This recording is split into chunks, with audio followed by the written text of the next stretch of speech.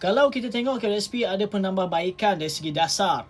Dan baru-baru ni 2 jam yang lalu, tak adalah baru-baru ni, 2 jam yang lalu melalui posting Kementerian Kewangan ada keluar perkara ini. Jom kita tengok. Apa penambahbaikan STR dan SARA tahun ini? Ini topik khas bagi korang sebagai penerima STR.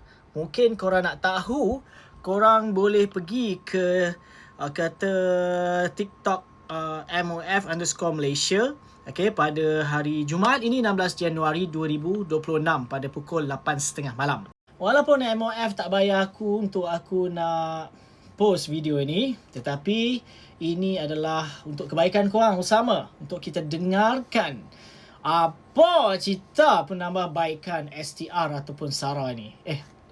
STR dan SARA ini. Nak tahu lebih lanjut, kau stay tune dekat MOF punya TikTok lah. Tu je lah aku nak beritahu korang. Apa kata korang dalam hal ni?